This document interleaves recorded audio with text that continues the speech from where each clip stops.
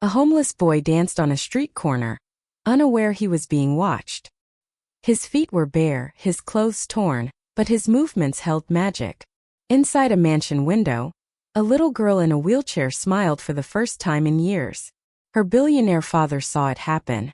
What he did next would change 3 lives forever and prove that miracles don't need money, they need heart. 1. Set up Scene 1. The boy who danced in the rain, his name was Kofi, and he was 14 years old, though hardship made him look younger. Thin arms, ribs visible beneath a faded yellow shirt with holes near the collar. His shorts, once blue, had faded to gray from too many washes in river water. But when Kofi danced, none of that mattered. The intersection of Maple and Fifth became his stage every afternoon. Cardboard box as his floor. Traffic lights his cue.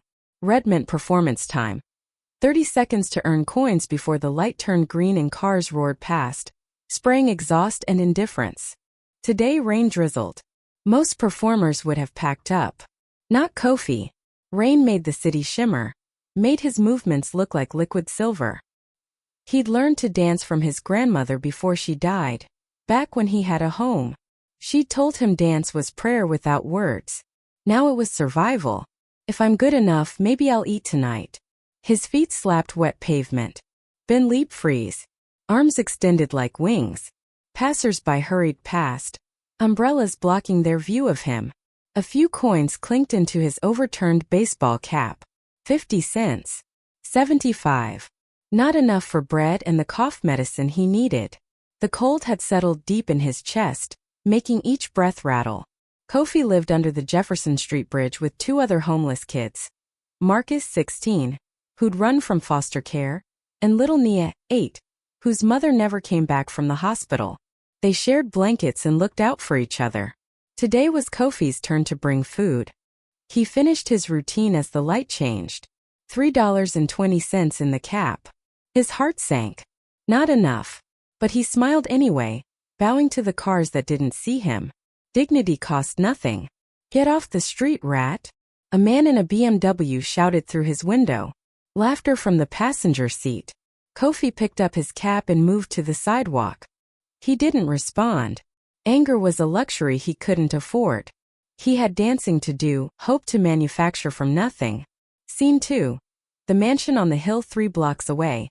Behind iron gates and manicured hedges, Victor Ashford stood in his daughter's room, watching her stare out the window at nothing. Amara was 10 years old. Cerebral palsy had stolen her ability to walk at age 7. Physical therapy helped with her arms, her speech, her mind sharp as ever. But her legs remained motionless, and worse than the paralysis was the silence that had crept into her eyes. She hadn't smiled in 8 months. Hadn't laughed in longer. Victor was 42, CEO of Ashford Technologies, worth $300 million. Custom Italian suits, a watch worth more than most cars. A mansion with 12 bedrooms. He could buy anything except the one thing his daughter needed, joy. Sweetheart, Dr. Morrison is coming this afternoon, he said gently, kneeling beside her wheelchair. Maybe we can try the new exercises? Amara's gaze didn't shift from the window. Her silence cut deeper than any words could. Victor had tried everything. The best doctors. Experimental treatments in Switzerland. Child psychologists. Art therapy. Music therapy. Horse therapy. Nothing reached her. His daughter was disappearing into herself, and his money was powerless to pull her back. I'll be in my office if you need me, he whispered, kissing her forehead. She didn't respond. In his office, Victor reviewed contracts he didn't care about. His empire was growing, but what did it matter? His wife, Diane, had died in the same accident that paralyzed Amara. Drunk driver. Random. Senseless. He'd thrown himself into work to survive the grief, but Amara had no such escape. She was trapped in memories and a body that wouldn't obey. Mrs. Chun, their housekeeper, knocked softly. Mr. Ashford, Amara asked to sit by the window downstairs. Should I? Yes. Thank you. A spark of hope. Requests were rare. Victor followed minutes later, finding Amara positioned at the large bay window overlooking the street. Her eyes tracked something outside. He moved closer. Down the block at the intersection visible from their home, A boy was dancing. Scene 3. The dance that changed everything. Kofi had moved to this corner because foot traffic was better. Wealthier neighborhood meant occasional generosity. He didn't know a little girl was watching from a mansion window. The rain had stopped, leaving puddles that reflected the afternoon sun. Kofi used them as props. He leaped over one, spun around another, slid on wet pavement in a move his grandmother had called the river run. His bare feet smacked the ground in rhythm only he could hear. Victor stood behind his daughter's wheelchair, following her gaze. The boy was remarkable. Not trained, Victor could tell that, but naturally gifted. Raw talent shining through poverty. His movements told a story. Struggle, hope, defiance, joy. How could someone with so little express so much joy? Then Victor saw it. Amara's lips curved. Barely. A shadow of a smile. But it was there. His breath caught. Baby, do you like the dancing? Amara nodded. Once. Small. But definite. Victor's heart thundered. 8 months of silence breaking. Because of a homeless boy dancing in the street. He watched the boy finish his routine, collect coins from his cap and bow. Dignity in every movement despite torn clothes and bare feet. Something stirred in Victor's chest. A memory. He'd been poor once too. Before the company, before the wealth.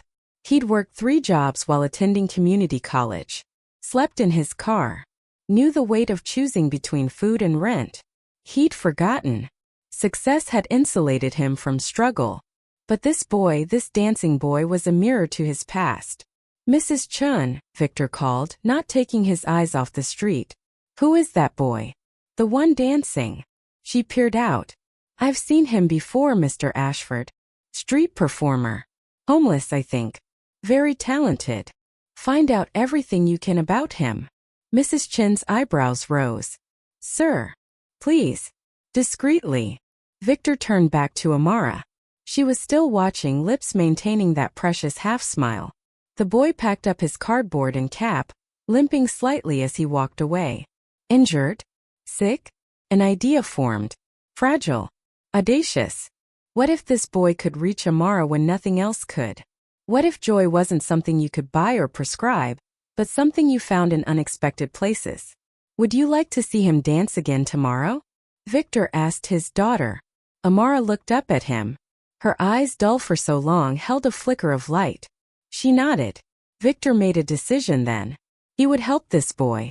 But carefully. He'd learned that charity done wrong destroyed dignity. This required finesse, anonymity, respect. He returned to his office and made a call. James? I need you to do something for me. Quietly. But Kofi had no idea his life was about to change. He was walking back to the bridge, counting coins, hoping $3 would stretch into dinner for 3 hungry kids. Hoping tomorrow would be kinder. Hoping his cough wouldn't get worse. Hope was all he had. Soon it would be all he needed. 82. Rising action. Scene 4. Under the bridge, the Jefferson Street Bridge smelled of mildew and urine, but to Kofi, Marcus, and Nia it was home. Cardboard sheets formed walls. Stolen shopping carts held their possessions, few as they were. A camping lantern Marcus had found provided light. Kofi arrived as darkness fell, carrying a plastic bag. Got bread and soup from the corner store. Mr. Park gave us a discount. You told him it's for the kids, didn't you? Marcus grinned. He was tall, streetwise, protective. You and those puppy eyes. Whatever works. Kofi coughed, deep and wet. Nia looked up from the picture book she'd memorized. Couldn't read yet, but she knew every illustration. You okay, Kofi? Fine, little star. He ruffled her hair. Let's eat. They shared the meal in comfortable silence, rationing carefully. This bread needed to last until tomorrow afternoon when Kofi could dance again. Marcus had a dishwashing job that paid cash but only twice a week. Nia was too young to work. They survived on scraps and stubbornness. You dance good today? Marcus asked. Same as always. Rich folks don't look at us much. Kofi shrugged. But I made enough. We eat. One day, Nia said quietly, you'll be famous. Dance on TV. Kofi smiled, though he didn't believe it. Dreams were dangerous when you lived under bridges. Better to focus on the next meal the next day. But he didn't crush Nia's hope. Kids needed dreams. That night, Kofi's cough worsened. He curled on his cardboard mat, shivering despite the blanket. His chest burned. He needed medicine, but medicine costs money, and money went to food first. Always. Tomorrow I'll dance better.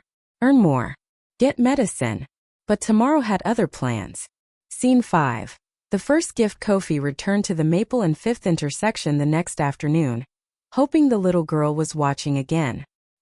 He didn't know why it mattered, but her attention yesterday had felt different. Like someone actually saw him, not just a street obstacle. He set up his cardboard stage, positioned his cap, waited for the red light. When it came, he danced harder than ever, ignoring the pain in his chest. Then leap freeze. The movements his grandmother taught him, polished by months of practice. From the mansion window, Amara watched. Victor stood beside her, pretending to read a newspaper but actually studying the boy. Mrs. Chan had reported. Kofi Mensah, 14, orphaned at 11, living under Jefferson Street Bridge. No family. No record of trouble. Just a kid trying to survive. Victor's plan was in motion. After an hour, Kofi packed up his earnings. $4.50. Better than yesterday. He was about to leave when he noticed a package beside his cardboard.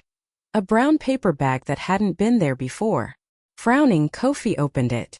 Inside, a pair of sneakers. Not new but clean, barely worn, his size somehow. And underneath, $20 bills. 5 of them. $100. His hands shook. A mistake. Had to be. Someone dropped this accidentally. Then he saw the note written in careful handwriting. For the dancer whose feet deserve better. Your talent brings light to this corner. Please accept this gift with no strings attached. You've earned far more than money can measure. Keep dancing. A friend. Kofi read it 3 times. His vision blurred. When was the last time someone called him talented? Said he brought light? Treated him like a person instead of a problem? He looked around, searching for the giver. The street was busy, anonymous. No one watching. No one claiming credit. $100. New shoes. A note that made him feel human. Kofi sat on the curb and cried. Not from sadness this time, but from the overwhelming shock of kindness. In a world that had taken everything, someone had given freely. He slipped on the sneakers. Perfect fit. How did they know? A friend. For the first time in 3 years, Kofi felt seen. Scene 6. Victor's memory. In his office, Victor watched through binoculars as the boy discovered the gift. Saw him cry. Saw him put on the shoes with reverence. Victor's own eyes dampened. He remembered being 17, working the graveyard shift at a warehouse, falling asleep standing up. One night, his supervisor, an older man named Earl, had left an envelope in his locker. $300. No explanation. Just, I was you once. Pass it forward someday. That money had paid for his first semester of community college textbooks. Changed his trajectory. Earl died before Victor could repay him, but the lesson remained. Anonymous kindness could alter lives. Now Victor was Earl. And this boy was his younger self. Did he find it? Mrs. Chan asked from the doorway. He did. Victor lowered the binoculars.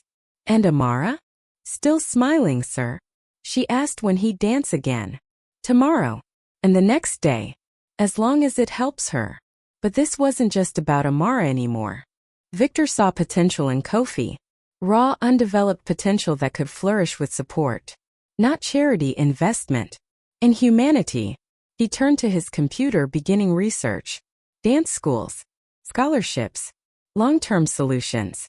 But slowly. Trust took time. Push too hard and the boy might run. Let's see where this leads, Victor murmured. Behind him, Amara sat at the window waiting for tomorrow. Scene 7. Jealousy and cruelty. Not everyone appreciated Kofi's presence on the corner. Jeffrey Hartwell, who managed the boutique hotel across the street, found homeless people offensive. Bad for business. Bad for the neighborhood's image. Jeffrey was 53, portly, balding, compensating with expensive clothes and a superiority complex. He'd complained to the police 4 times about vagrant performers, but they'd done nothing. Kofi broke no laws. Now, watching the boy dance in new sneakers, actually attracting small crowds. Jeffrey's irritation curdled into anger. The kid was becoming a fixture. A landmark. People were starting to expect him. Unacceptable, Jeffrey muttered. He stormed outside during Kofi's performance. You, street rat. Move along. Kofi finished his spin breathless. I'm not blocking anything, sir. You're blocking my view. You're blocking class. People like you lower property values. Jeffrey's face reddened. If I see you here tomorrow, I'm calling the police for loitering. Do you understand? Passers-by stopped watching. Some looked uncomfortable. None intervened. Kofi felt shame burn his cheeks. He'd done nothing wrong, but men like Jeffrey made him feel criminal for existing. Yes, sir. Sorry, sir. Don't be sorry. Be gone. Jeffrey returned to his hotel satisfied. Kofi packed up, hands trembling. Not from fear, from humiliation. The sneakers suddenly felt heavy. Was he wrong to take up space? To try surviving? From the mansion window, Victor witnessed the entire exchange. His jaw clenched. He knew Jeffrey Hart well. Self-important middle management type who inherited his position from his father. The kind of man who measured worth in bank accounts. Victor picked up his phone. Made a call. 3 minutes later, Jeffrey's boss, the hotel owner, who happened to owe Victor a favor, was chewing Jeffrey out for harassing street performers and risking a viral PR disaster. But Kofi didn't know any of this. He walked away believing he didn't belong. That his dancing was a nuisance. Maybe I should find a different corner. Scene 8. Resilience despite Jeffrey's cruelty. Kofi returned to Maple and Fifth the next day. Not to defy anyone, but because giving up wasn't in his nature. His grandmother had taught him. When they push you down, you stand up dancing. He danced with more passion than ever. The sneakers gave him confidence. He attempted harder moves, backflips, spins he'd practiced on cardboard under the bridge. The small crowd that gathered applauded. Someone tossed a $5 bill into his cap. You're amazing, a woman called out. Kofi's smile stretched wide. This was why he danced. Connection. Shared joy. For a few minutes, poverty disappeared and only artistry remained. Jeffrey watched from his hotel window seething. But he'd been warned by his boss to leave the boy alone. The humiliation of being reprimanded stung. He blamed Kofi naturally. The boy had somehow gotten him in trouble. Meanwhile, Victor's plan was advancing. He'd hired a private investigator not to invade Kofi's privacy, but to understand his needs. The report was heartbreaking. Living under a bridge, malnourished, untreated respiratory infection, caring for 2 younger homeless kids. Despite this, no criminal record, no complaints, only reports of kindness. This boy was special, and he needed help beyond sporadic cash gifts. Victor drafted a plan. Careful. Incremental. No overwhelm. First, address immediate needs. Then education. Finally, opportunity. But the boy's dignity remained paramount. Mrs. Chun, I need you to make another delivery. Scene 9. The second and third gifts. A week later, Kofi found an envelope taped to the lamppost where he danced. Inside, a voucher for the community health clinic, prepaid, anonymous. And another note. Your cough sounds painful. Please see a doctor. Health is wealth and you deserve both.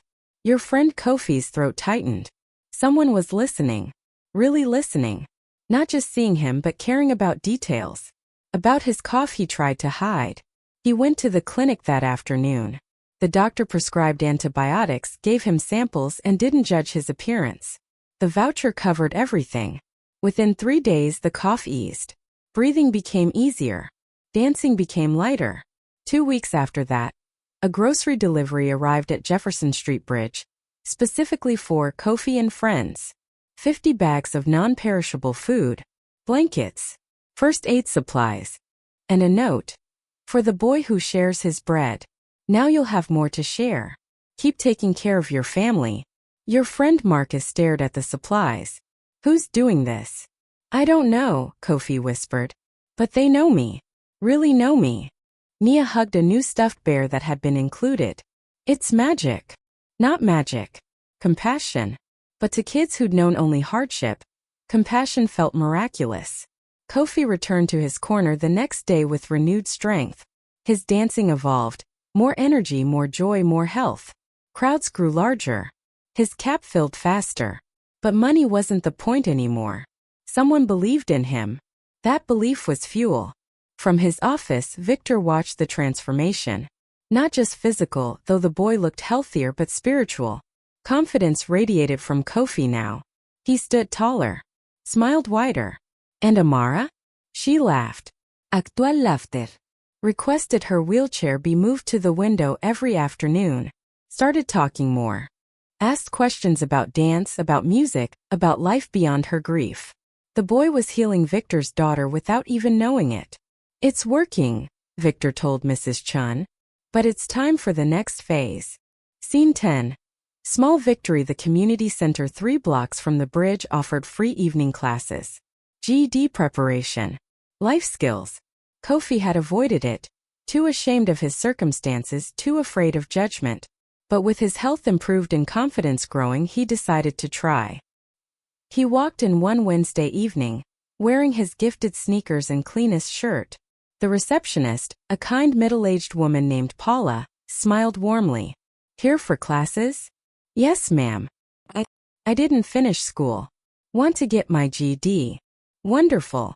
Let's get you registered. No pity in her voice. Only encouragement. Kofi attended his first class that night. English literature. The teacher, Mr. Brooks, was patient, engaging. Made learning feel possible. Kofi absorbed every word. Hungry for knowledge he'd been denied. After class, Mr. Brooks approached. You have a sharp mind, Kofi. Don't let circumstances convince you otherwise. Thank you, sir. Kofi felt 10 feet tall. Walking back to the bridge, he realized something. He was building a life, not just surviving. The anonymous gifts had given him breathing room to dream again, to try again. But not everyone was happy about his progress. Scene 11. Sabotage. Jeffrey Hartwell's resentment had festered. The hotel owner's reprimand had humiliated him publicly. And still the homeless boy danced, drawing crowds that sometimes blocked Jeffrey's precious view.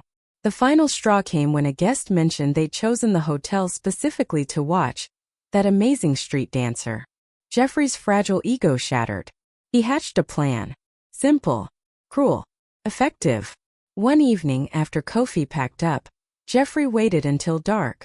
Then he approached the lamppost where Kofi left his cardboard stage. He spray-painted filthy words across it, scattered trash around, left empty liquor bottles, created a scene of vandalism and attributed it to the vagrant performer in an anonymous call to the police. The next morning, 2 officers found Kofi setting up, saw the vandalism, made assumptions.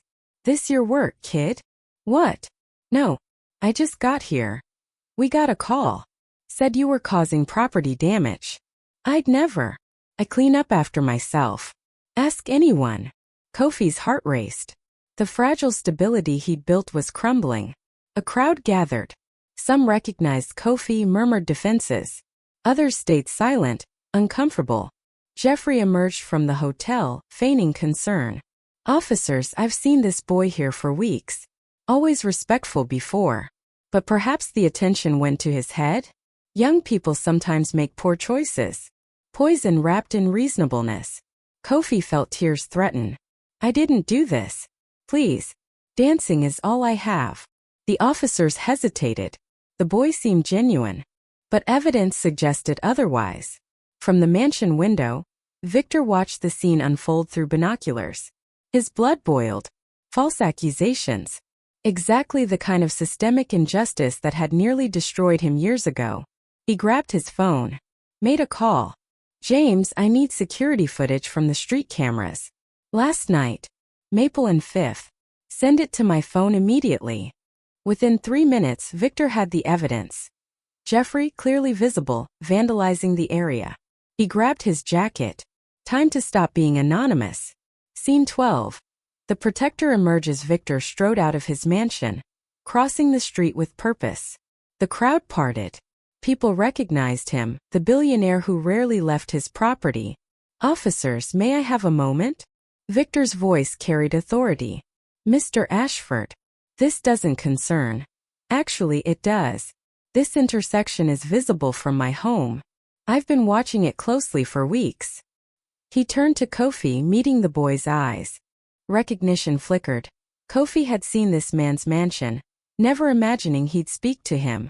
Victor held up his phone. I have security footage from last night. Would you like to see who actually vandalized this area? The officers exchanged glances. Sir, if you have evidence. Victor played the video. Clear as day, Jeffrey spray paint in hand creating the mess. Then making a phone call. Silence. Jeffrey's face drained of color. I was cleaning up earlier vandalism. The timestamp shows midnight. And you're clearly creating the damage, not cleaning it. Victor's tone was steel. Officers, I believe you'll find this man filed a false police report. The officers turned to Jeffrey. Sir, you'll need to come with us. Jeffrey sputtered protests as he was led away. The crowd buzzed. Kofi stood frozen, overwhelmed. Victor approached him. Knelt to his level, though Kofi was nearly as tall. Are you all right? Why did you help me? Kofi's voice cracked. Because you deserved help. And because I've been where you are. Victor stood, addressing the crowd. This young man is a talented artist who brings beauty to our neighborhood. He's done nothing wrong. If anyone has a problem with his presence, they can take it up with me. No one spoke. Victor turned back to Kofi. Keep dancing. Then he walked back to his mansion, leaving Kofi staring after him. The crowd erupted in applause. People approached Kofi, apologizing for their silence, offering support. His cap filled with bills. But Kofi barely noticed. The wealthy man from the mansion, the same man who'd been leaving gifts, had to be. The note handwriting, the timing, the knowledge of Kofi's life. Your friend. Kofi looked up at the mansion. In the window, a little girl in a wheelchair waved. He waved back, tears streaming freely now. He wasn't alone anymore. Scene 13. Vindication and ripples. The story spread. Local news picked it up. Billionaire defends homeless street performer. Social media amplified it. Within days, Kofi became a minor celebrity. People traveled specifically to watch him dance. His earnings tripled. But more than money, respect came with them. Acknowledgement of his humanity. Jeffrey was charged with filing a false police report and vandalism. The hotel fired him. Victor didn't press charges further. The point was made. Cruelty had consequences. But for Kofi, the vindication meant more than Jeffrey's downfall. It meant Victor Ashford, a man who could have ignored him, had chosen to see him, to stand up for him, to treat him like he mattered. That belief changed everything. Kofi doubled down on his GED classes, studied between dance sessions. Marcus and Nia noticed the change, not just in Kofi's circumstances but his spirit. He talked about the future now, about possibilities. Maybe I could teach dance someday, Kofi mused one night under the bridge. Help other kids like us. You will, Nia said with absolute certainty. Victor, meanwhile, was planning the next phase. He'd revealed himself partially, but his full intentions remained hidden. He wanted to offer more. A scholarship, a job, mentorship, but timing mattered. The boy needed to maintain autonomy, not become dependent. Patience, Victor told himself. But his daughter's transformation made patience easier. Amara was engaging with life again, eating better, sleeping better. All because a homeless boy danced and reminded her that joy existed. The debt Victor owed Kofi was unpayable. But he'd try anyway. SET 3. Climax and resolution. Scene 14. The invitation. 2 months after the vindication, an envelope arrived at Jefferson Street Bridge addressed to Kofi. Inside, an invitation. You are cordially invited to the Ashford Foundation Charity Gala. Date, Saturday, November 18th. Time, 7 p.m. Dress formal. Please bring your friends. Transportation provided. Victor Ashford. Kofi read it 5 times. A gala. Him. At a mansion.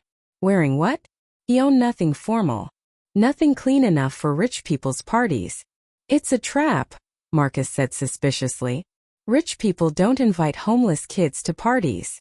Mr. Ashford helped me before. Kofi studied the invitation. Why would he hurt me now? Because you never know with them. Marcus had learned distrust young. But Nia tugged Kofi's sleeve. You should go. Maybe it's magic again. Kofi wanted to believe in magic. But doubt not. What if he embarrassed himself? What if this was pity disguised as kindness? That afternoon as he danced, a delivery arrived. 3 garment bags. One size for Kofi, one for Marcus, one small enough for Nia. A note attached. Every dancer deserves a costume. These are yours. No obligations. Just an invitation to celebrate with us. Will you come? Ve inside Kofi's bag. A black suit perfectly tailored with a blue shirt that matched his eyes. Marcus's was charcoal gray. Nia's was a princess dress she dreamed about. Magic, Nia whispered, stroking the fabric. Marcus's suspicion wavered. Who does this? Someone who sees us, Kofi said quietly. Really sees us. He made his decision. We're going. Scene 15. The gala. The Ashford mansion glowed like a castle. String lights. Champagne fountains. People in gowns and tuxedos. A string quartet played Mozart. Wealth radiated from every corner. Kofi, Marcus, and Nia arrived in the car Victor sent. A simple sedan, not a limo, respectfully understated. They stepped out, dressed in their gifted clothes, feeling like imposters. We don't belong here, Marcus hissed. We were invited, Kofi replied, though his stomach churned. That's enough. They entered through the main door. Guests turned, staring. Not with welcome but with confusion. Who were these obvious outsiders? Mrs. Chun appeared, smiling warmly. Kofi, Marcus, Nia, welcome. Mr. Ashford is expecting you. Please follow me. She led them through the crowd. Whispers followed. Kofi felt each stare like a brand. He almost turned back. Then he saw Victor, standing beside a beautiful little girl in a wheelchair. She was looking at him with recognition and joy. You came. Victor approached, hand extended. Kofi shook it, amazed at the lack of judgment in Victor's eyes. Thank you. I'd like you to meet my daughter, Amara. Kofi knelt beside her wheelchair. Hello, Amara. You're the dancer, she said shyly. I watch you every day. You do. Kofi's heart swelled. Then I've been dancing for you. Her smile could have lit the entire mansion. Victor watched the exchange, emotion tightening his throat. This was why he'd planned everything. This connection. This humanity. Come, Victor said. Let me introduce you to some people. He guided them through the gala, introducing Kofi as a remarkable young artist, and Marcus and Nia as his family. Some guests were polite. Others remained cold. But Victor's endorsement granted them protection. At one point, a board member asked bluntly, How do you know these children? They remind me where I came from, Victor replied firmly. And where I hope we're all going, toward compassion. The evening progressed. Nia ate tiny sandwiches like they were treasures. Marcus relaxed slightly, realizing no one would attack them. And Kofi watched Victor with growing understanding. This man wasn't showing off wealth. He was sharing it. There was a difference. Scene 16. The truth revealed after dinner. Victor invited everyone to the main hall. A stage had been set up. He took the microphone. Thank you all for coming tonight. The Ashford Foundation supports arts education for underprivileged youth. But I want to tell you why this cause matters to me. The room quieted. 25 years ago, I was homeless. Gasps. I lived in my car, worked 3 jobs, ate 1 meal a day. I was invisible to people like us, like you. Until one man saw me. His name was Earl Washington. He left me $300 in an envelope with a note. Pass it forward someday. Victor's voice thickened. That money changed my life. Not because it made me rich, but because it made me feel human. Someone believed I was worth investing in. He gestured toward Kofi. 2 months ago, I saw a boy dancing on a street corner. Homeless. Talented. Invisible to most. But my daughter saw him. And for the first time since her mother died, she smiled. Amara wheeled forward, joining her father on stage. Victor continued. I've been helping this boy anonymously. Shoes. Medical care. Food. Because I saw myself in him. And because helping him helped my daughter heal. The room was utterly silent. Kofi, would you join us? Kofi's legs felt like water. Marcus nudged him forward.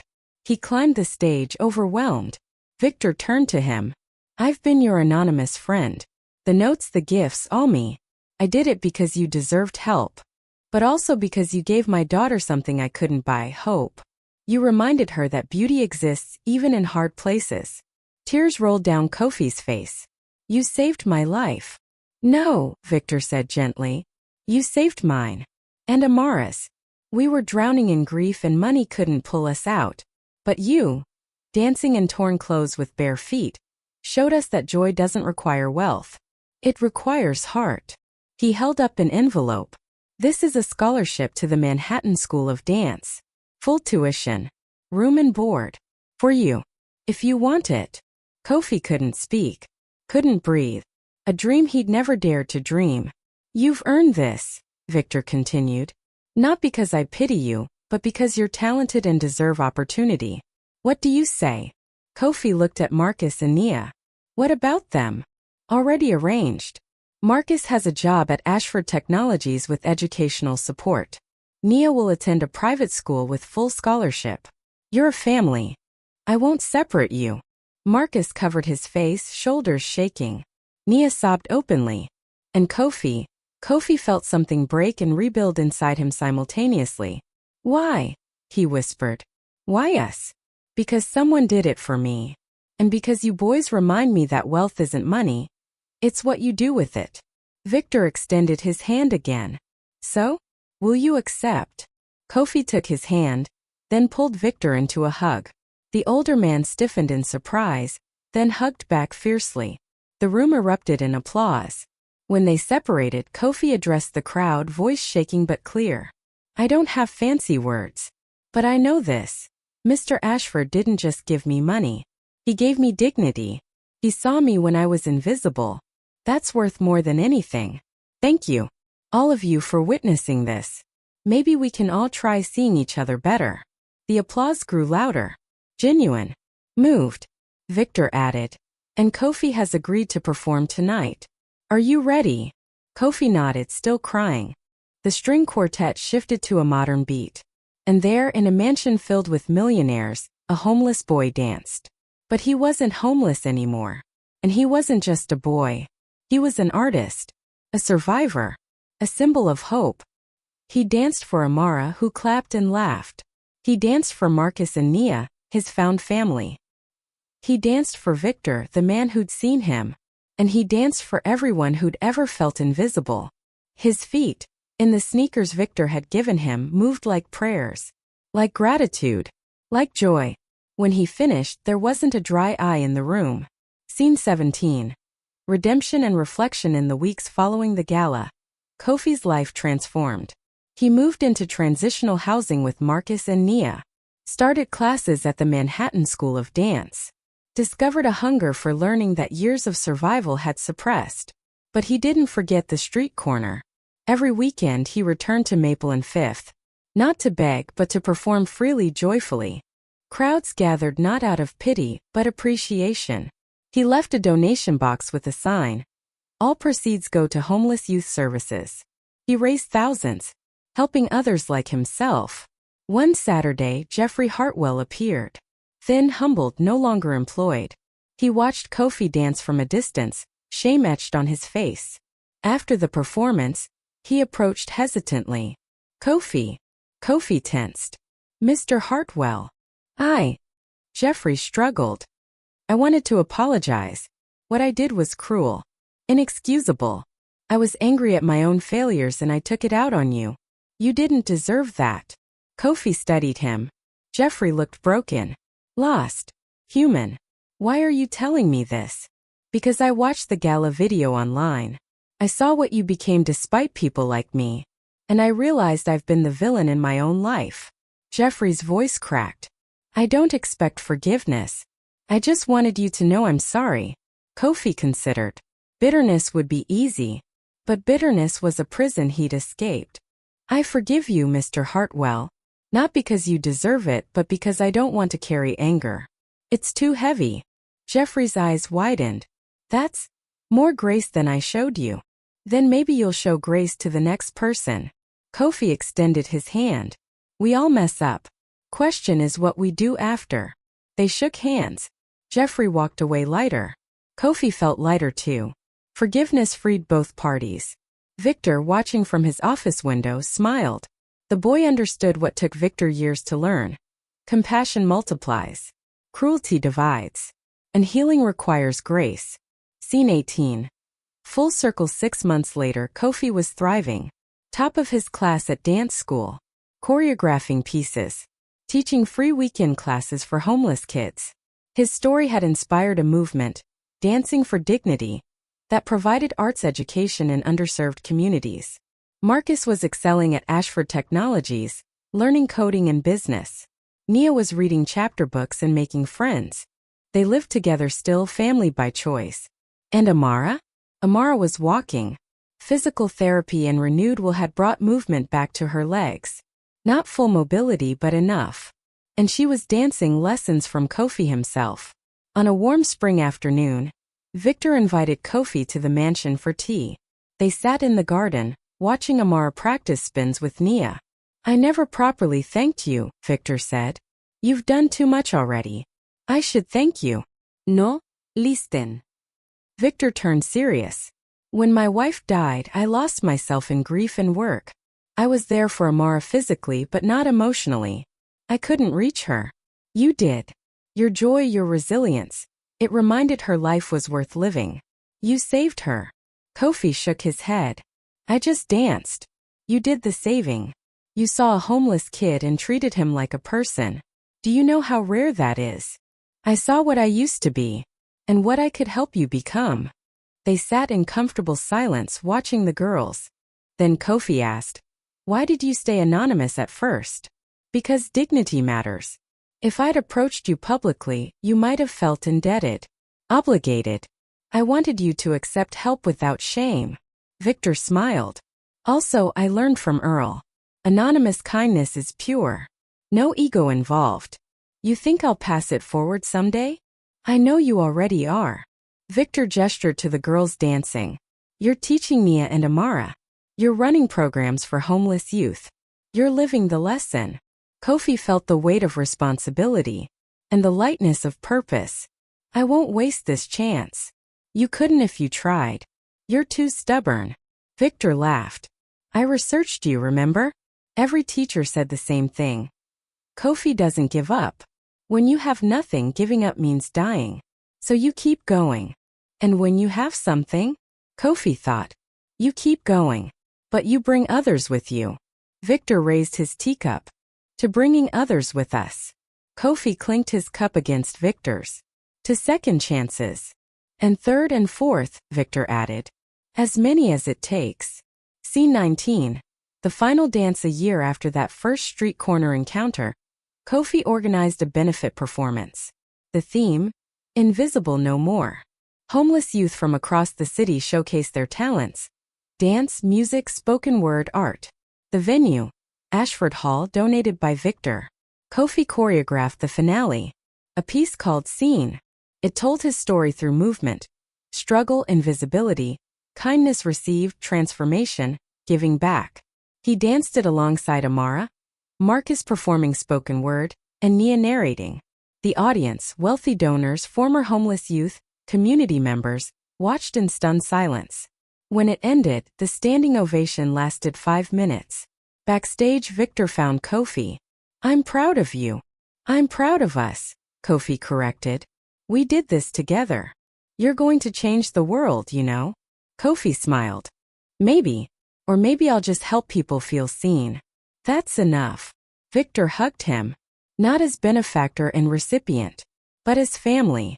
Later, as the hall emptied, Kofi stood on the street outside. The same street where he used to dance for coins. He kicked off his fancy shoes, feeling pavement beneath bare feet. Old habit. Grounding. Amara wheeled up beside him. What are you thinking? That I'm grateful. For the hard days that made me strong. For your dad who saw me. For the second chance to build a life. He looked at her. And for you. You reminded me people still see each other. You reminded me life is beautiful, Amara replied. Even when it's hard. They stood together in comfortable silence. Two souls who'd found each other through pain and dance. Who'd reminded each other that hope wasn't naive, it was necessary. Kofi started to sway. Then move. Then dance. Right there on the street. Amara joined from her wheelchair, arms moving gracefully. Passers-by stopped, smiling. A few pulled out phones, recording. Not out of exploitation but celebration. This was joy. Pure. Simple. Free. And somewhere Victor watched from his office window, tears streaming down his face. This boy, this remarkable boy, had taught him that wealth without compassion was poverty, that seeing people, truly seeing them, was the greatest gift. Kofi spun once more, arms extended toward the sky, thanking the universe, thanking Victor, thanking himself for surviving long enough to reach this moment. The dance ended. The crowd applauded. And Kofi bowed, not in servitude but in gratitude. He was no longer invisible. He was seen, valued, loved, and that changed everything. Scene 20. Closing in the years that followed, Kofi became a renowned choreographer and advocate. His Dancing for Dignity program expanded nationwide, providing arts education and support services for homeless youth. Thousands found their path because he'd found his. Marcus became a tech entrepreneur, using his success to fund coding boot camps in underserved areas. Nia became a teacher, dedicating herself to kids who felt invisible. Victor and Kofi remained close, father figure and son by choice. They collaborated on initiatives that addressed systemic poverty with both resources and respect. Jeffrey Hartwell, humbled by his fall, volunteered at homeless shelters. He never regained his wealth, but he found something more valuable: purpose. Occasionally, he attended Kofi's performances, sitting in the back, quietly supporting. And Amara? She danced professionally. Despite her physical limitations, she moved with grace that transcended ability. She and Kofi choreographed pieces together, blending their stories into art that moved millions. The street corner at Maple and Fifth became a landmark. A plaque read, "Where a homeless boy danced and reminded the world to see each other." People left flowers, notes, donations for local homeless services. But the real legacy wasn't a place. It was a shift. One person seeing another. One act of kindness multiplying. One dance that reminded everyone watching that humanity wasn't defined by wealth or status, but by how we treat the invisible among us. Kofi was no longer the homeless boy dancing for coins. He was a teacher, an artist, a symbol. But more than that, he was himself, whole, seen, valued. And his story became a beacon of hope for anyone who'd ever felt invisible. Proof that sometimes the transformation we need doesn't come from money or power, but from one person choosing to see us, really see us, and believing we deserve better. Because we all do. Every single one of us. Even when we're dancing barefoot in the rain, counting coins, hoping tomorrow will be kinder. Especially then. The end moral. True wealth isn't measured in money, but in the dignity we grant others. Kindness, given freely and respectfully, can transform lives in ways material possessions never can. And sometimes the person we help ends up saving us too. We are all connected by our shared humanity. When we choose to see each other, miracles become possible.